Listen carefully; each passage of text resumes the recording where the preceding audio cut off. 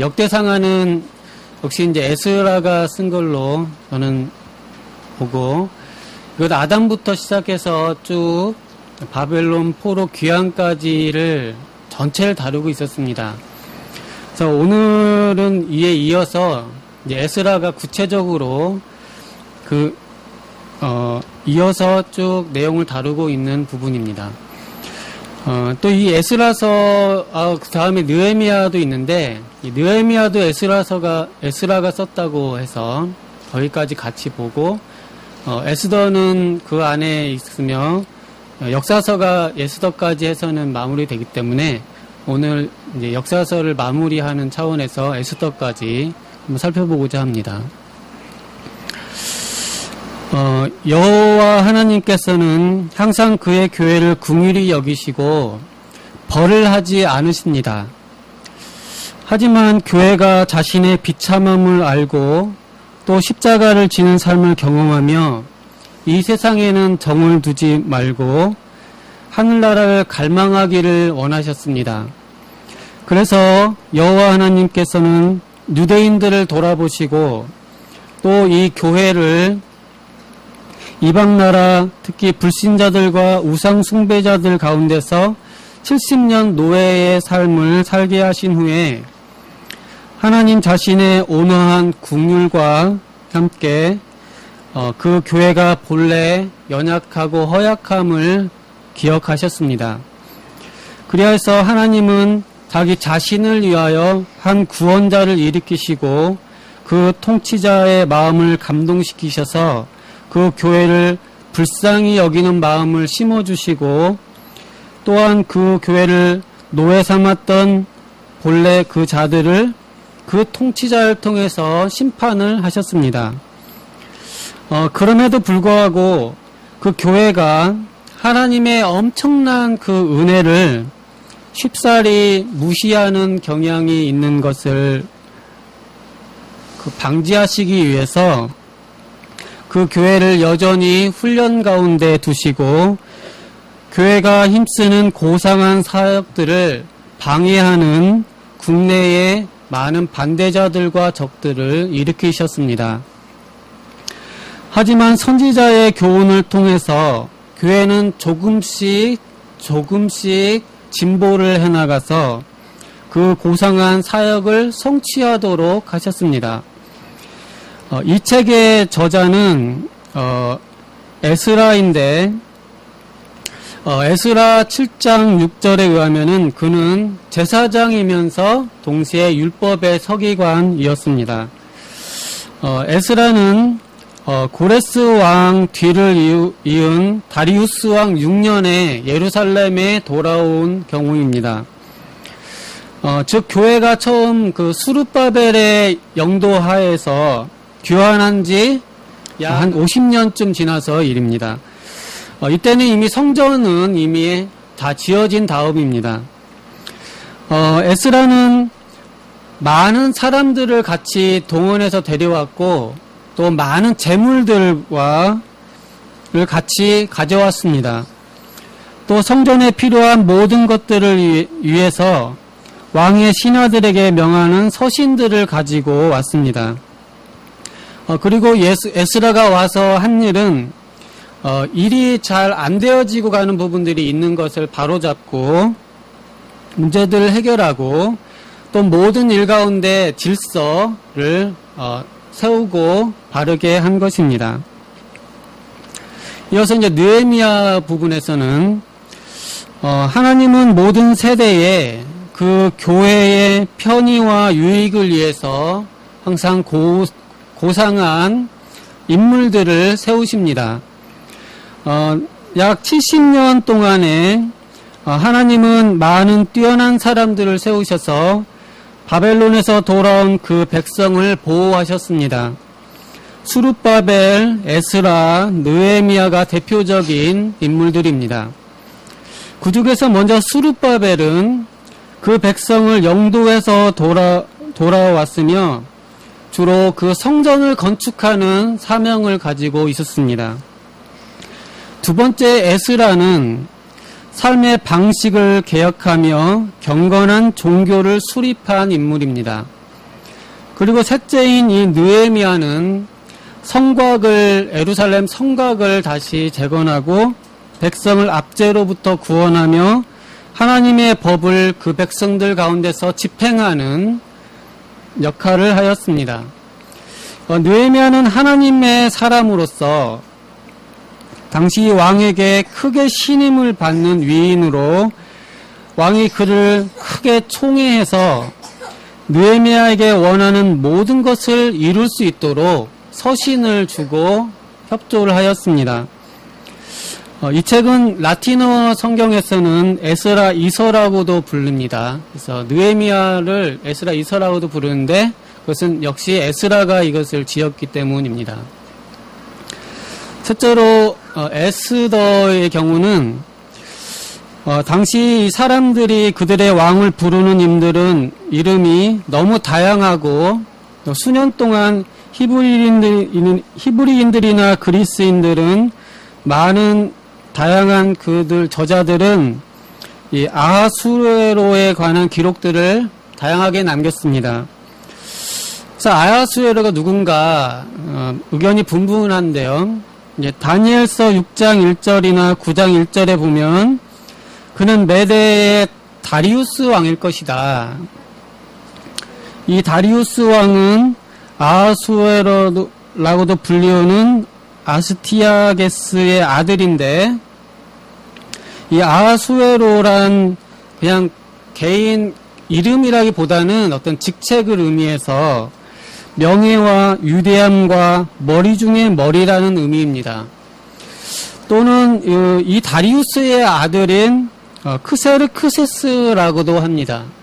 그래서 예전에 영화 중에 300 거기서 막 조금 변태같이 생긴 왕이 하나 있었죠. 그 크세르크세스 라고도 합니다. 근데 마치 우리가 애굽 왕을 다 바로라고 하듯이 그 당시의 왕을 아하수에로라고 불렀을 가능성이 많아서 정확히 다리우스인지 그 다리우스의 아들인 크세르크세스인지 중요한 것은 그 당시에 다 아하수에로 불릴 수 있었다는 것입니다. 이 에스더라는 책에서는 특별히 하나님의 그 교회를 향한 놀라운 긍휼이 나타납니다. 하나님은 결코 교회를 가장 극심한 위험 가운데서 잃어버리지 않으십니다. 오히려 세상의 모든 소망이 쓰러져 갈 때에도 몇 사람들을 일으켜서서 이 사람들로 인해서 위로하시며 구원을 하십니다. 또 이 책에서는 또한 악한 사람들의 욕망과 교만함과 잔인함을 보여주고 있습니다. 이들은 영예롭게 되었다가 가장 높은 곳에 있을 때 갑자기 곤두박질을 치는 것을 보여줍니다.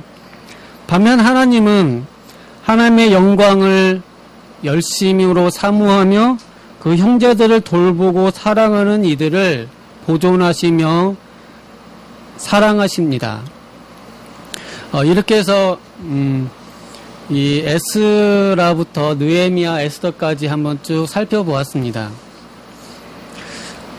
이렇게 해서 구약의 역사서는 한번 마치게 되는데, 역사서는 크게 여호수아에서부터 시작한 것처럼 하나님이 그 백성 교회를 사랑하셔서 때를 따라서 선지자를 보내주시고 그 율법을 그 마음에 신비에 새겨주시고 전국에는 구원자 예수 그리스도를 보내주시고 성령님을 보내셔서 임마누엘 하시고 교회를 세상 끝날까지 지키신다는 내용입니다.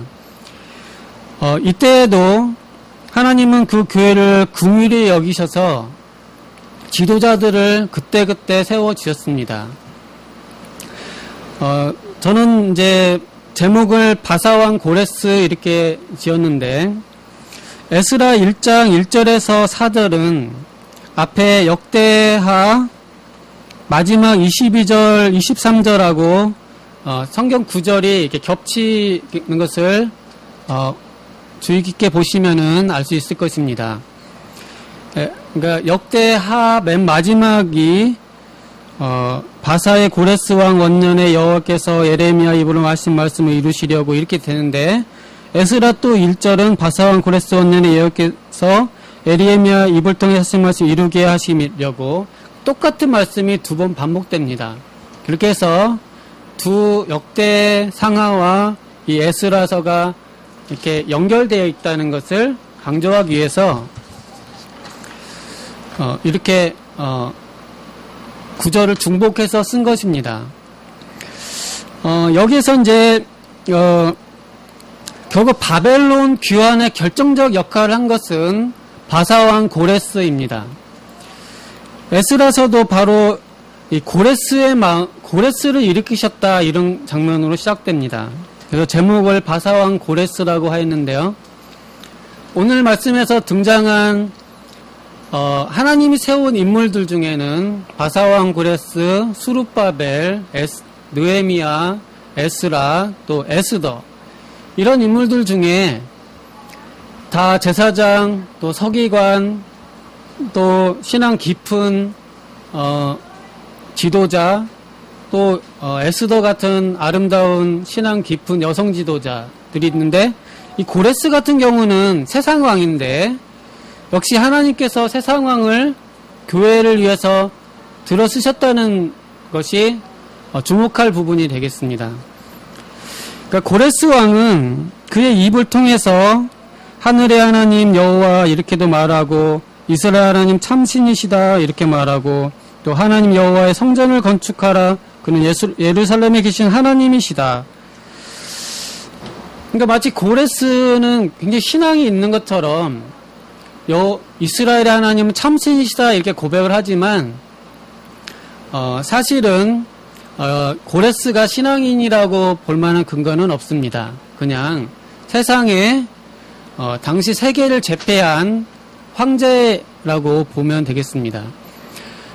그러면 하나님께서 이 모든 역사 중에서 왜 이런 세상 왕을 세우신 것을 성경에서 기록하고 있는지, 그 부분에서 중요한 것은 하나님께서 이 세상의 통치자이시라는 것입니다.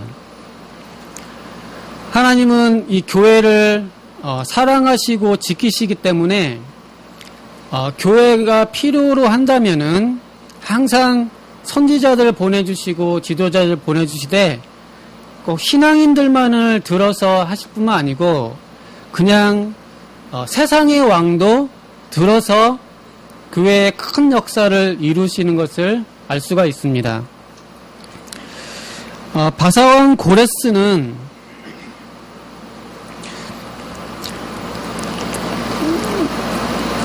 그 전에 이제 바벨론 느부갓네살 왕이 있었는데, 이 바벨론 큰 왕이 있었고, 바벨론 영향권에 있었던 메대가 있습니다. 메대. 그 메대하고 이제 외가 정도 관계가 되는 게 이 바사입니다. 그래서 이게 통합이 되면서 이 바사가 결국은 그 당시에 세상의 패권을 잡는데, 이 바사가 지금으로 페르시아입니다. 그래서 이 페르시아 제국을 이루는데, 이 페르시아 왕 이 고레스는 그 당시로는 동양과 서양을 다 한꺼번에 제국을 통일한 게 이 페르시아입니다. 그가 그 메대 이쪽에서 이 바사 고레스가 통치를 한 다음에 결국은 바벨론을 쳐가지고 바벨론을 결국은 무너뜨립니다. 그리고 이제 바사는, 페르시아 왕이 고레스는 종교 융합 정책이나 종교 자유 정책을 펴서 그 사람의 기본 종교 정책일 수 있지만 적어도 바벨론 포로로 갔던 이스라엘 이 하나님의 교회의 입장에서는 결국은 해방이 되고 다시 고국으로 돌아와서 본래 교회를, 성전을 재건할 수 있는 길을 열어 주었기 때문에 이 고레스가 이 이스라엘 이 교회를 해방시키는 역할을 한 것입니다. 이것은 고레스가 신앙의 깊은 인물이어서가 아니고 그냥 그 사람의 통치술입니다.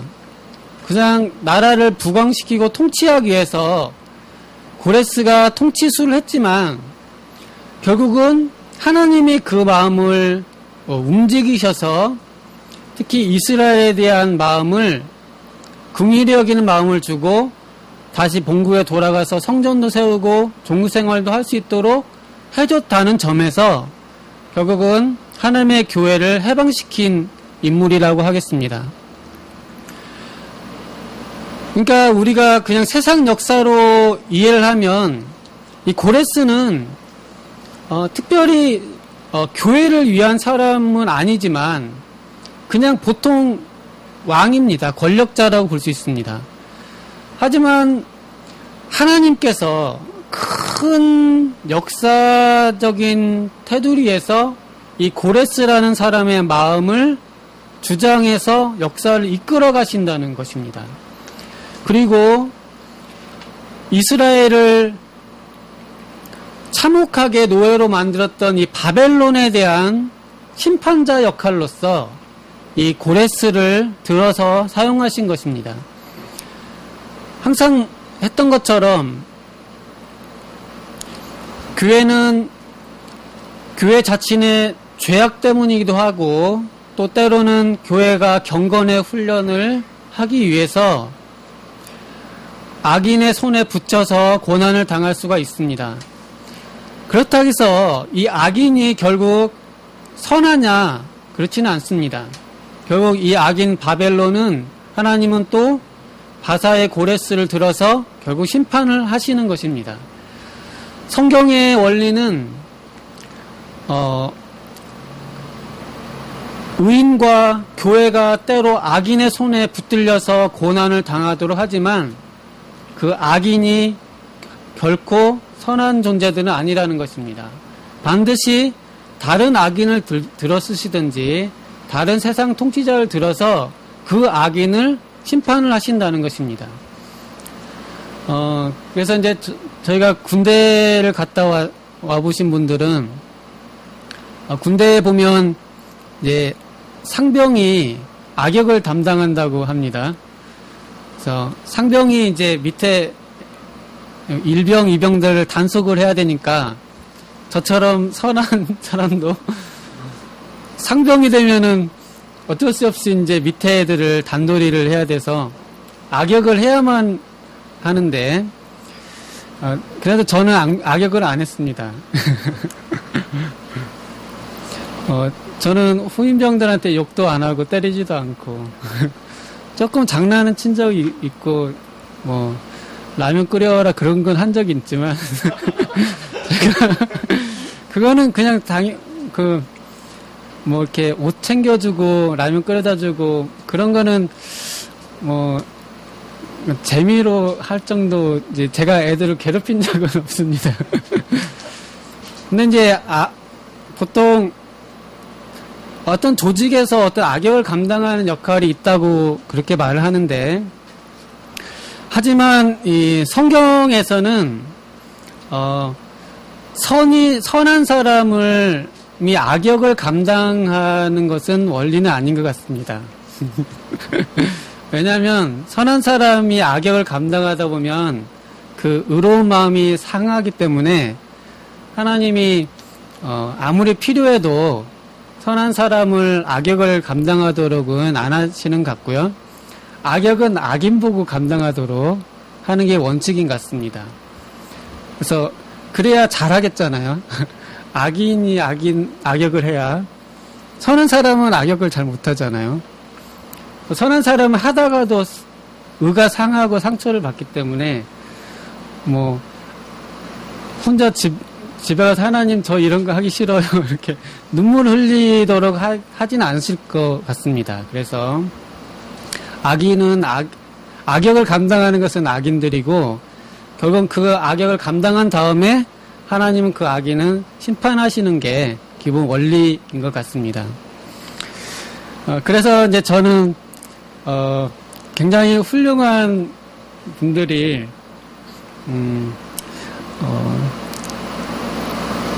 나는 하나님의 사람이지만 어쩔 수 없이 악역을 감당한다. 그렇게 말씀하시는 것은 조금 바르지 않은 것 같고요. 네. 물론 사랑의 매는 하는데 진짜 그 악한 역할 있습니다. 악한 역할은 선한 사람들은 하지 않는 것이 원칙인 것 같습니다. 그렇게 해야 그 악인들은 또 하나님 앞에 나중에 심판을 받게 되고, 하지만 이제, 완전 악한 것 말고, 기본적인 어떤 기본 훈련들, 아주 기본 훈련, 사랑의 매, 이 정도는, 그건 원래 악한 게 아니니까. 하나님이, 벌을 주신다거나, 죄를, 좀 교정을 하신다는 것은, 그건 악이 그러니까, 나쁜 걸 교정하는 것은 악이 아니니까, 그건 하나님이 심판을 하시기 때문에, 심판이 악은 아니기 때문에, 이렇게 교정을 하고 이런 일들은 그건 악이 아니고 원래 선한 의로운 일이니까 그거는 의로운 사람들이 감당할 수 있다고 생각됩니다. 하지만 진짜 진짜 악역은 의인에게는 감당시키지 않기 때문에 혹시라도 악역을 감당하도록 누가 진짜 비리를 저지르게 한다거나 진짜로 막 법에서 벗어날 정도로 막 후임병들 구타하도록 시킨다거나 그럴 때는 신앙 양심으로 할 수 없습니다. 이렇게 말할 수 있어야 되지 않을까 그런 생각이 듭니다. 그리고 하나님께서는 이 교회를 지키시기 위해서 중요한 것은 세상 왕, 즉 전혀 신앙이 없는 것 같은 사람들을 들어서 쓰고 고레스처럼 그 입술로 하나님은 참신이시다, 이스라엘 하나님은 진짜 하나님이다 이런 말을 나오게 하실 수는 있습니다. 하지만 저희가 이해하기로는 그것은 참 신앙은 아니고 우리를 구원에 이르게 하는 성별과 우리 생명의 믿음은 아니라고 합니다. 혹 사람들은 보복에 대한 두려움이나 하나님이 강제로 몰고 가시거나 또 정치적 이해타산의 계산을 다 해보고 나서 그 입술에 여호와 하나님은 참신이셔, 전능하신 하나님이시다고 그 입술로 표현을 할 수가 있다는 것입니다. 그 입술에 하나님을 성경에 있는 모든 구절들을 심지어 다 긍정할 수도 있다는 것입니다. 하지만 그 사람의 마음 동기가 하나님의 보복을 두려워하거나 아니면 그게 계산을 해보니까 타산에 맞았기 때문에 그렇게 하는 일이기 때문에 그것이 참신앙은 아니라는 것입니다. 그리고 그것이 그 사람을 구원을 이루게 하지도 않는다는 것입니다. 그것을 결정적으로 보여주는 것은 그 사람의 신앙이 일시적이기 때문입니다. 이 바사왕 고레스가 잠깐 이렇게 했지만 그가 이후에도 신실하게 신앙 지키면서 살았다는 말이 없습니다. 즉 참신앙, 구원에 이르는 신앙은 지금 잠깐 말하지 않고 계속해서 하나님을 섬기고 죽을 때까지 변함없이 신앙생활을 하는 것이 구원의 신앙이고 참신앙이라는 것입니다.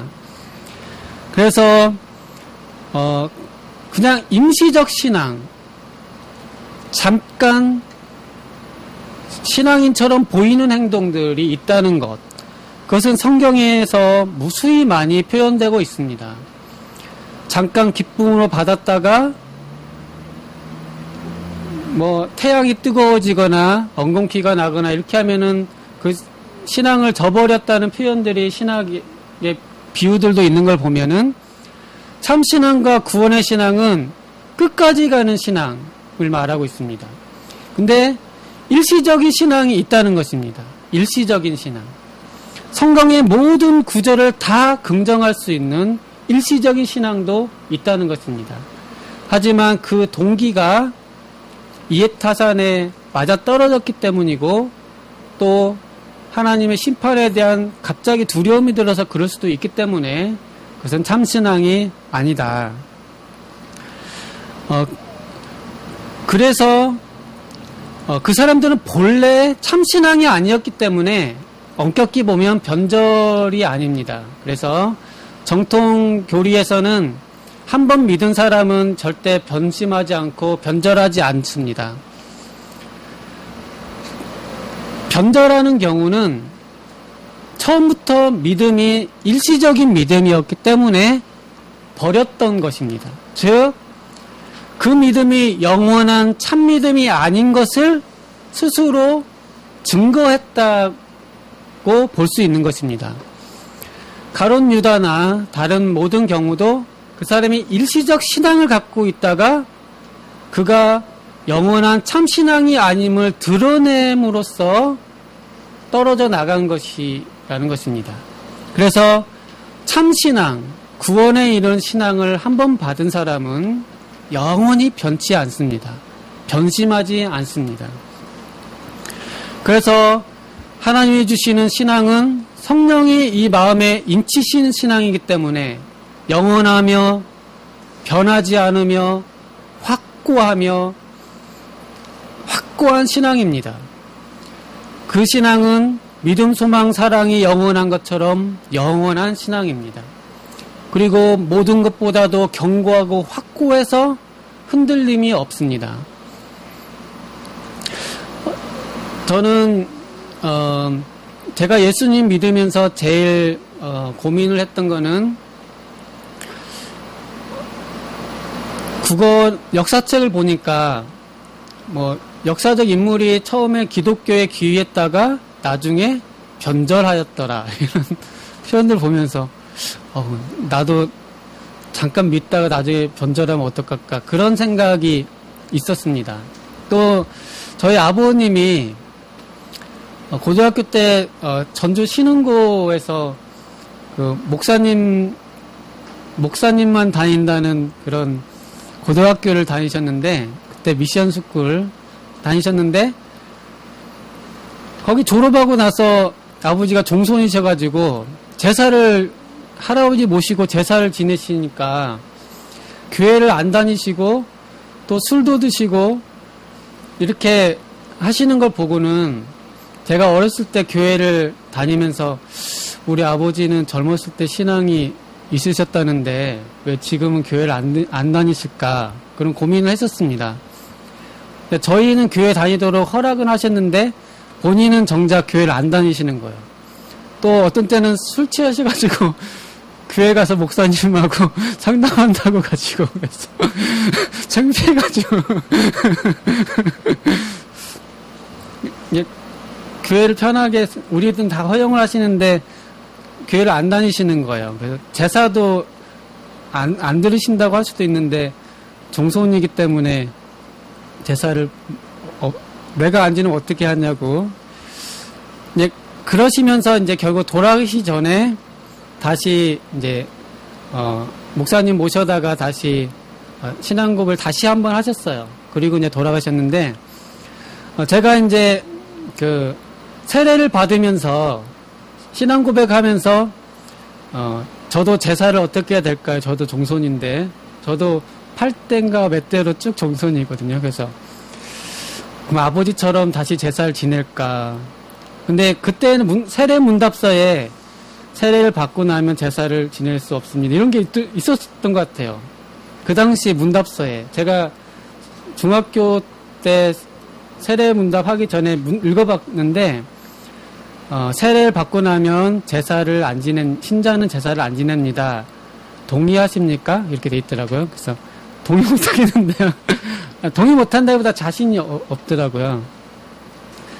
제가 제사를 안 지내면 그 파장과 그런 거 생각해 보니까 아주 복잡한 일들이 일어나겠더라고요.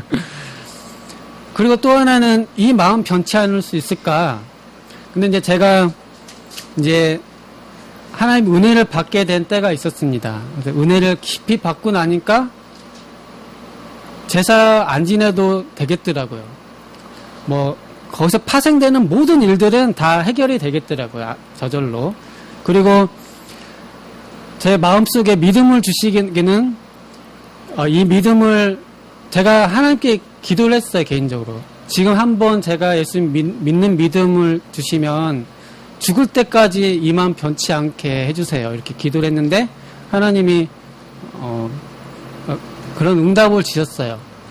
변치 않는 믿음을 주시겠다고. 그래서 그때 신앙 고백하면서 제가 너무 감사했고, 또 제가 또 개인적으로 서원 기도도 했습니다. 그때 야곱의 돌베개 부분을 성경 공부하면서 야곱이 베델에서 돌베개 자고 나서 하나님 앞에 서원을 하잖아요. 제가 다시 고향집에 아버지 집에 편하게 돌아오게만 해주시면 뭐 11조도 드리고 평생 주님 섬기겠다고 이런 서원을 하잖아요. 이렇게 지금 형이 무서워서 지금 지금 집에서 도망쳐 나왔는데 언제 집에 돌아갈지 모르잖아요. 근데 무사히 돌아가게 해주시면 이렇게 하겠다 서원했는데 저도 그 말씀 성경 공부하고 서원을 했습니다. 평생 이 마음 변치 않고 죽을 때까지 천성 갈 때까지 이 마음 변치 않게 해주시면은 그 성전의 문지기가 되고 교회에서 아무튼 세상에 아무 일도 다 내려놓고 주님의 일을 하면서 살아도 좋겠다. 성전에서 문지기 같은 거 해도 좋겠다. 이런 서원을 드렸습니다.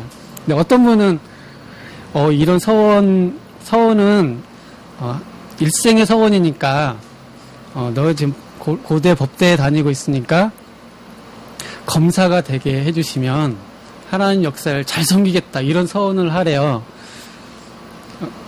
그런 서원도 하나님 들어주신대요. 그래서 근데 저는 평생 이 마음 변치 않게 해주시면은 뭐든지 하면서 하나님 섬기겠다고 서원을 한 거예요.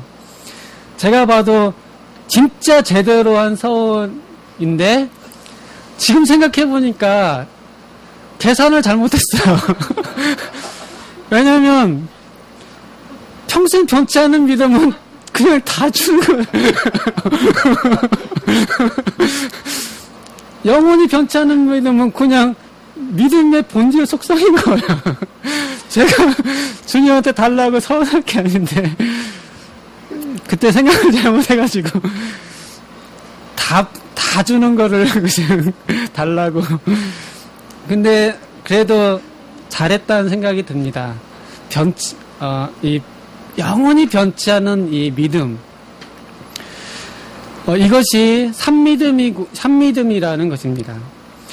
근데 하나님께서는 교회를 지키시기 위해서 이런 일시적인 신앙을 가질 수 있는 그냥 세속 통치자들을 들어서 하나님의 교회의 역사를 이루어 가신다는 것을 통해서 지금도 하나님은 교회가 위험에 처했을 때나 또 교회가 경건의 훈련을 필요할 때나 교회 고상한 사역들을 진행할 때는 때로는 대통령을 세울 수도 있고 미국 대통령을 세울 수도 있고 세상의 일반 통치자들을 세워서 교회의 사역들을 감당하도록 하실 수가 있다는 것을 배울 수 있겠습니다. 그래서 그런 것을 이상하게 여기시지 않아도 됩니다. 그래서 이 세상 대통령을 위해서도 기도하고 세상 역사를 위해서 기도하는 것이 성경의 역사에 전혀 이상하지 않고 하나님이 일반 통치자들과 권력자들을 들어 쓰실 수 있다. 또 때로는 이건희 회장이라든지 현대 이런 재벌들도 때로는 들어 쓰실 수가 있습니다. 그분들이야 이해타산으로 맞춰봐서 계산이 나와서 행동할 수 있겠지만 하나님은 들어 사용하실 수가 있다는 것입니다. 특히 교회를 보호하고 그 고상한 사역들을 이루어 나가는데 필요한, 여기서도 각종 행정관료들에게 필요한 일들을 하도록 하셨고, 필요한 재물들, 은금들을 다 동원시켜서 성전을 재건하고 성곽을 구축하는 일들을 이렇게 도와줬다는 것을 볼 수가 있습니다. 그 다음으로는 교회 안에서도 어려운 시절에 항상 지도자를 세워주셔서 수룹바벨 같은 그 목회 또는 영도력 있는 지도자를 세울 수가 있고, 에스라와 같은 학식이 풍부하고 교회의 경건한 질서를 세울 수 있는 학자들, 훌륭한 신학자들도 세워서 교회 전체를 다시 재건할 수가 있고, 또 느헤미야 같이 행정적 능력이 탁월해서 성전 외곽도 세우고 또 하나의 법을 집행하는 유능한 행정관료를 세울 수도 있다는 것입니다. 또 아리따운 에스더 같은 여성 지도자를 세워서 정말 절치절명의 위기에 빠져 있는 유대 이 교회의 운명을 건져낼 수 있는 훌륭한 여성 지도자도 세울 수 있고, 모르드게와 같이 협력해서 이런 지도자들을 그때그때 세우셔서 교회를 결국은 지키신다는 것입니다. 또 세상의 소망이 다 끊어져 버리는, 당장 이제 다 끝났다고 싶은 그 순간에서도 하나님은 결국 하나님의 지도자를 세우셔서, 구원자를 세우셔서 극적으로 교회를 보존하시고 세우신다는 것을 이 역사를 통해서 우리가 볼 수 있겠습니다.